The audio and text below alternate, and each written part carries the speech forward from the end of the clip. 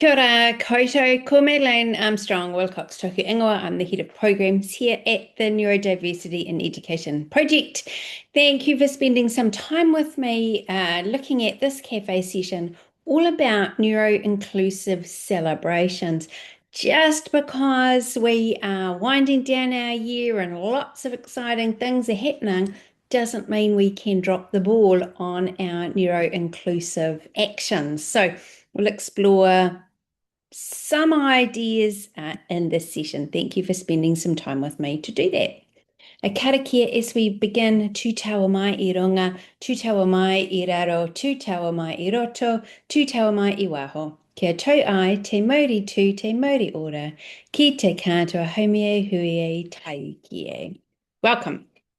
So, if you've come to cafe sessions before, you will have heard this before, but in the most simple terms, when we're talking about neuroinclusion, we're making sure that every brain, not some, every brain is noticed, every brain is supported, and every brain is celebrated.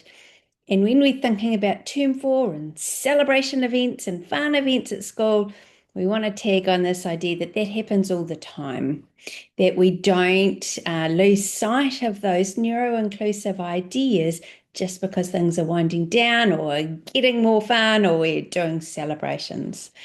So that's what we'll talk about in this session, and quite specifically, talk about what we mean by celebrations. We'll look at what neurodivergent learners have told us matters and how we can apply those lessons to our celebratory events. So, Selin, first of all, in the live cafe session, we just spent some time celebrating you and your work around neuro-inclusion. I'd love to hear from you about your celebration, your great news in terms of your neuro-inclusion this year. We'd love to feature some of those highlights through our social media or website. So if you've got a neuro-inclusive Yahoo that you would like to share with us, pop us an email. We'd love to hear all about it. So celebrate you as a neuro-inclusive educator. All right.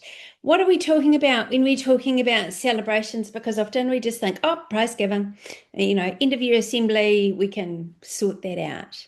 I just want to raise awareness that the celebratory events that we often do range from big to small. And in this session, we're kind of talking about all of those things, the big things and the small things. So the big things, right from formal school certificate assemblies or prize giving assemblies, end of year assemblies that are not prize giving, but they're special assemblies. Often they're longer and maybe a little bit more formal. If we're having shared lunches with our class or our team, or a school picnic day or a team picnic day, or maybe instead of camp, you do a trip week. Maybe you have a class or a school pool party.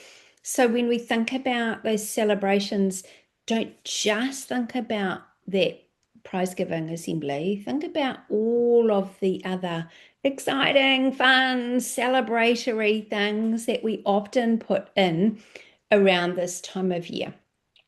And think about how we can make sure that they are actually exciting and fun and celebratory for all of our learners, not just some of them. Okay. Let's look at why some of those things could be, and they're not definitely, but why some of these things could pose particular challenges for some of our students, and in particular our neurodivergent students.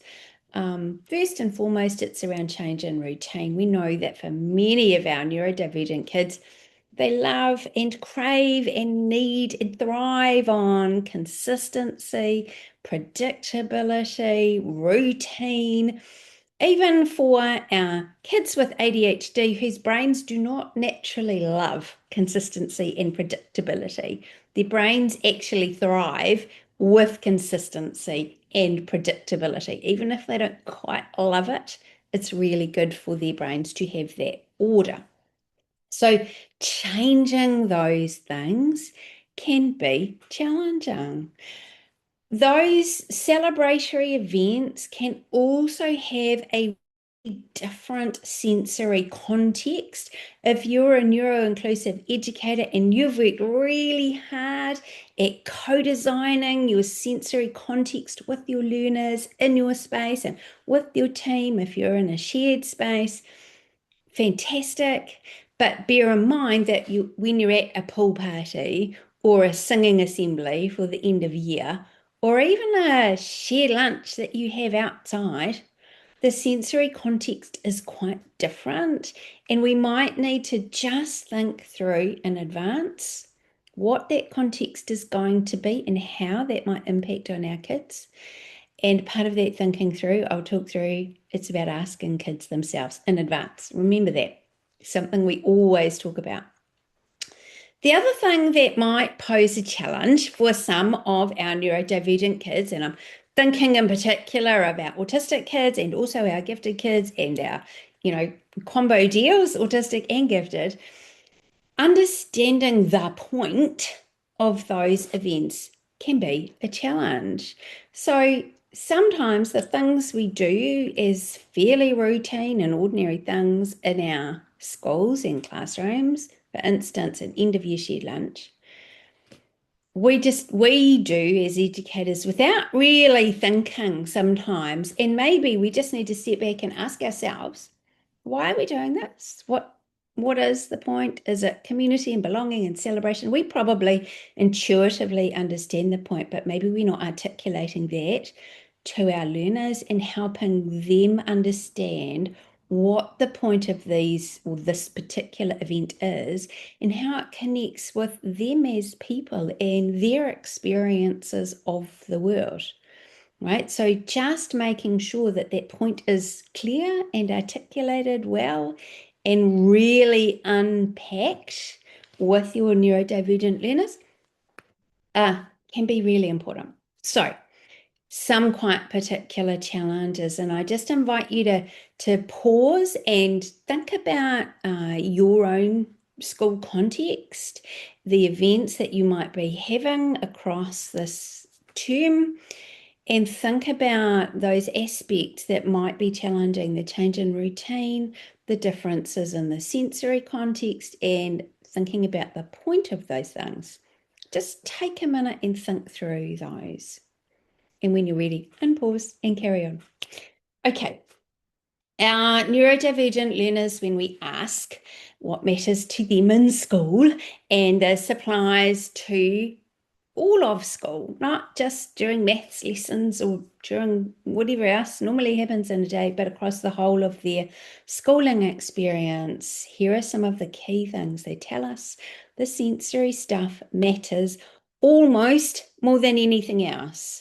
So getting the sensory stuff right, or bearing in mind we know there's no perfect sensory solution that works for everyone, but being responsive to those sensory needs as our baseline, as our absolute non-negotiable, so important.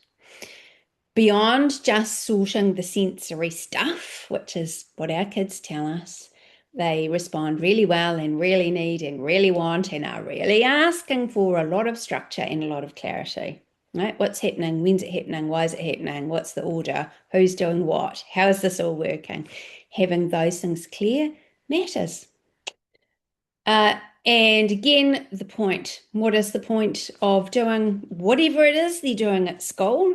This matters for our neurodivergent kids. It gives them that mental structure, that scaffold, whatever you want to call it, that they can tap into and hook ideas into. Without that, there's in many minds of our neurodivergent kids, there's no point. So why would they try and engage? Why would they bother? Right? Making sure that point is clear.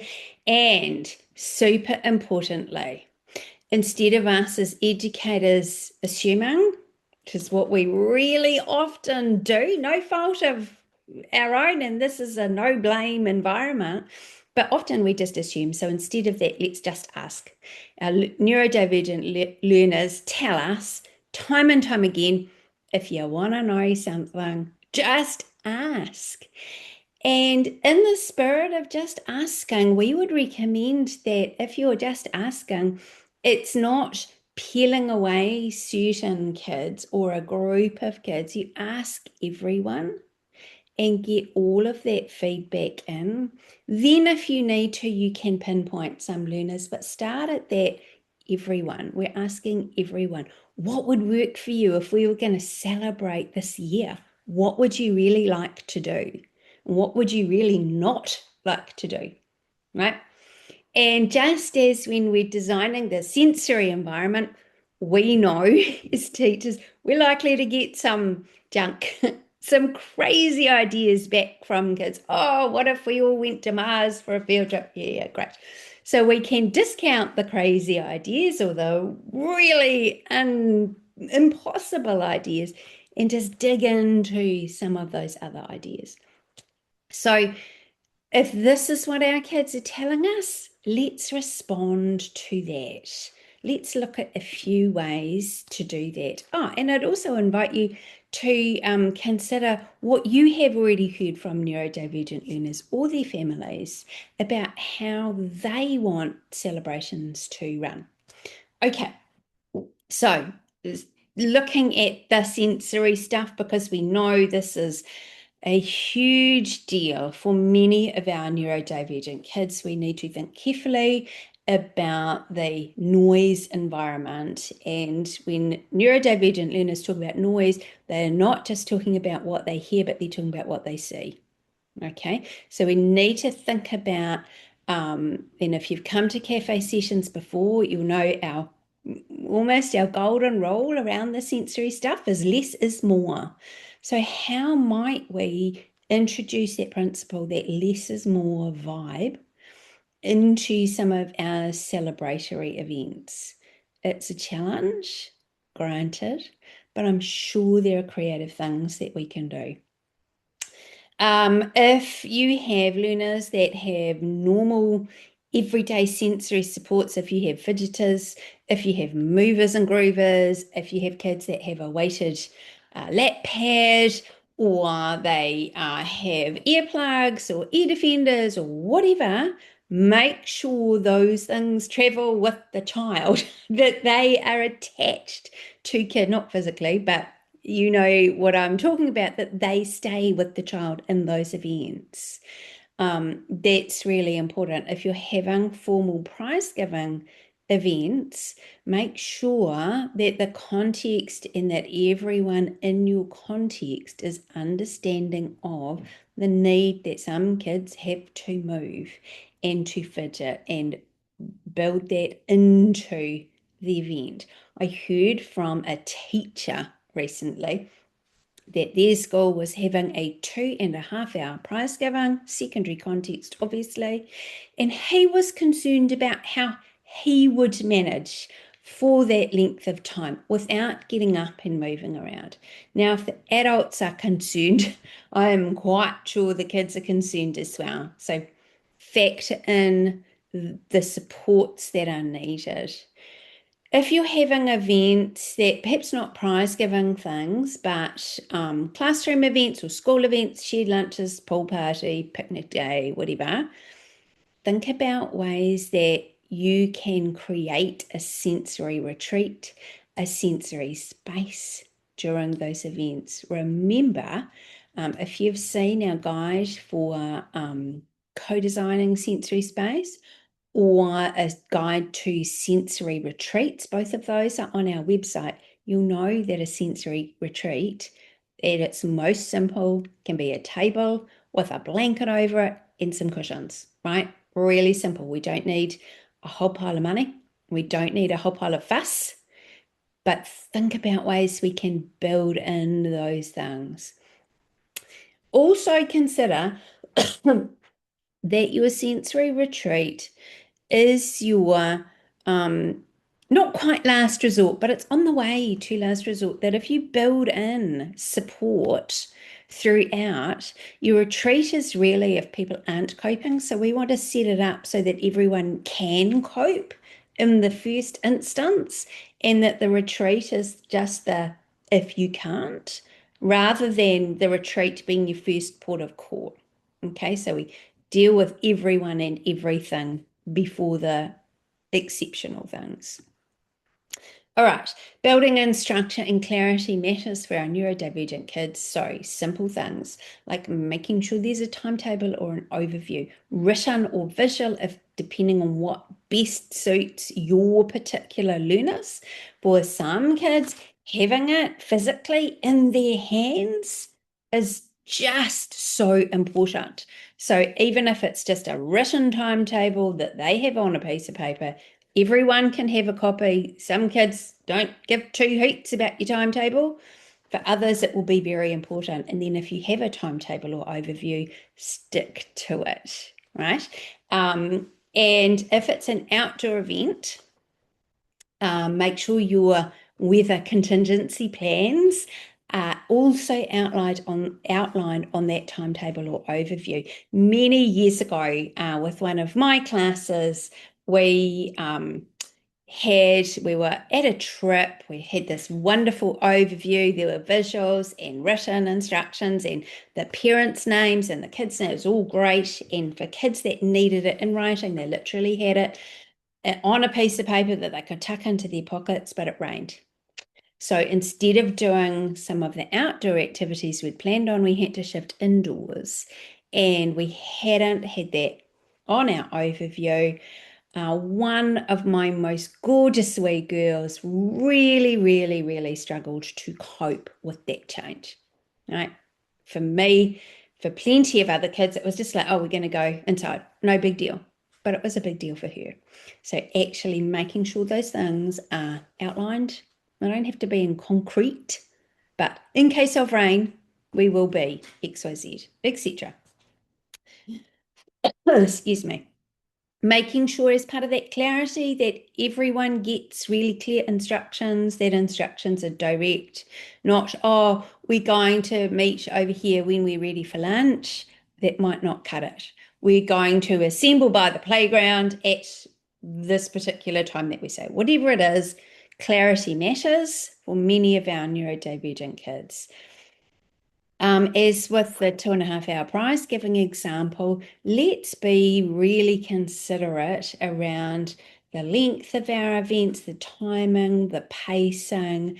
If you've come to cafe sessions earlier, particularly around the science of learning and what it tells us about our neurodivergent learners, we'll know that having that balance of high energy times, low energy times, noisy times, quiet times, really social times, and really individual times, having those things balanced and paced well throughout a lesson or throughout a day is really helpful. It's an incredibly supportive, tiny change that we can make, because if a neurodivergent learner, for instance, who is really stressed by noisy chaos, people everywhere, lots of talking, blah, blah, blah, if they know that in half an hour we have some quiet time, you don't have to be talking and there's not chaos, they might just be able to dig in and manage really well through that noisy, chaotic time.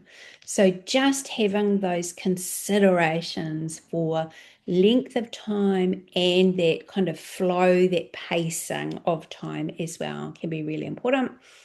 We also want, for some of our kids who are anxious, which some neurodivergent kids can be, we want to build in a little bit of familiarity with what's happening in advance, but we don't want to overload with endless practices.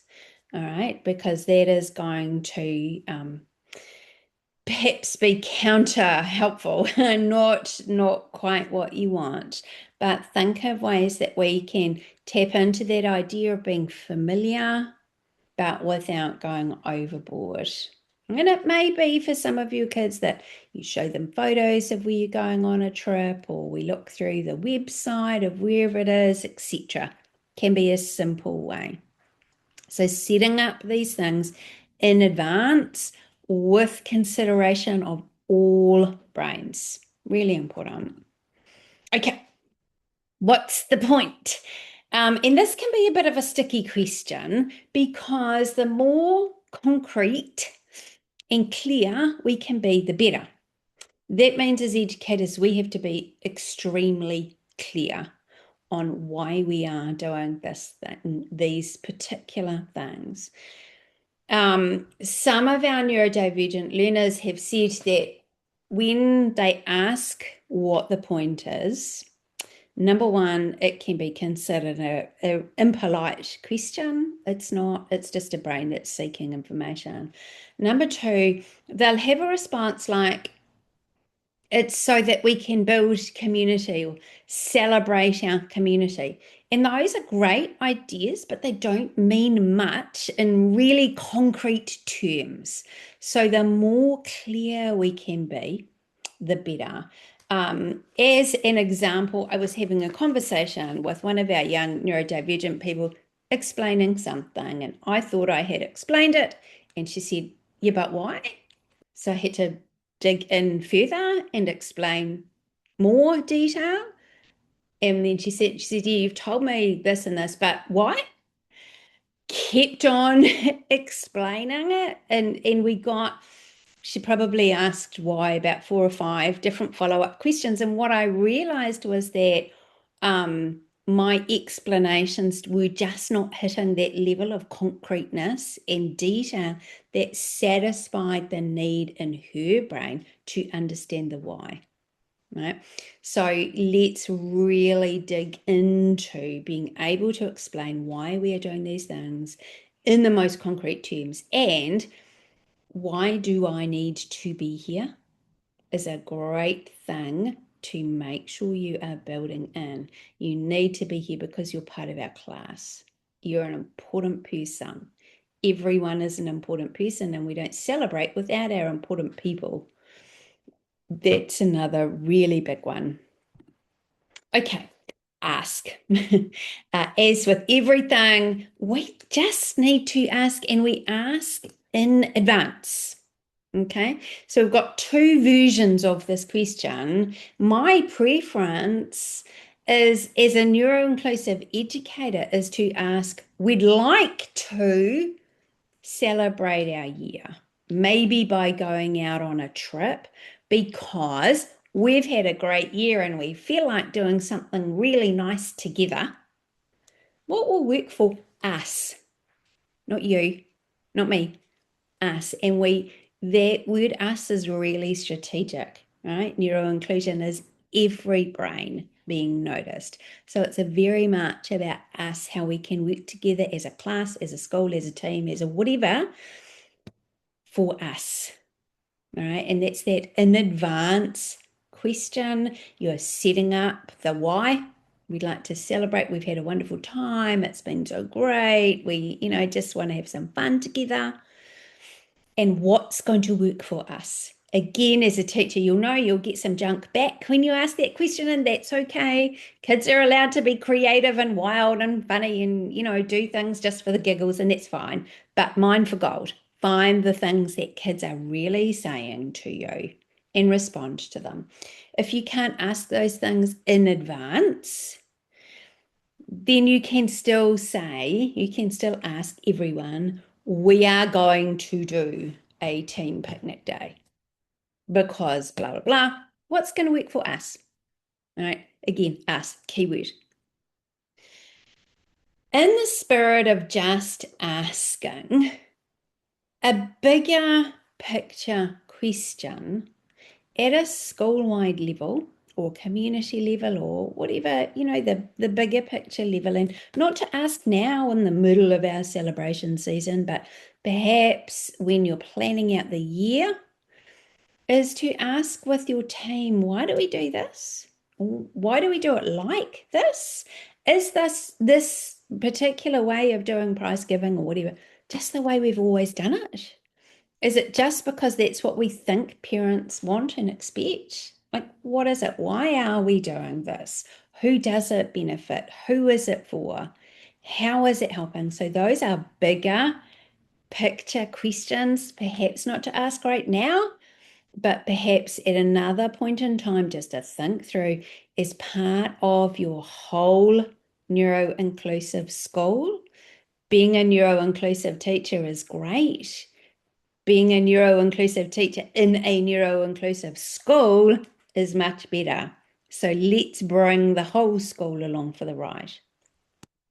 Okay, remembering that neuroinclusion is about every brain, noticing the great things that every brain can bring to the table, noticing the differences, understanding that those differences are normal and natural and fantastic, supporting every brain to thrive. Whatever thriving looks like, feels like, however we get to the point in thriving, we're supporting all of those brains and that we're celebrating every brain, no matter what they're like, no matter if their progress has been tiny and really slow, progress is fantastic.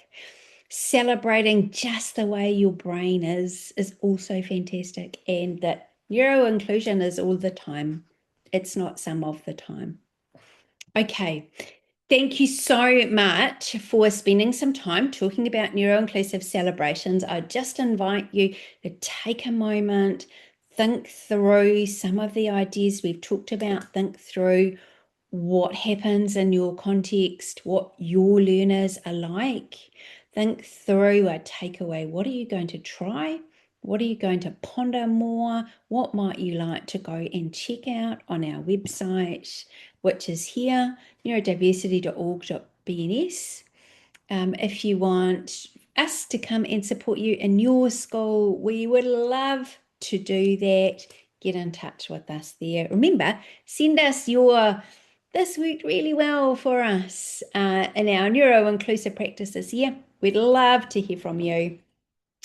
We really genuinely value your feedback for a couple of reasons. One, it helps us shape what we're going to do.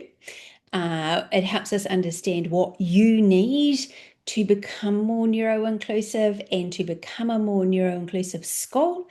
And also, we are funded by the Ministry of Education through the networks of expertise.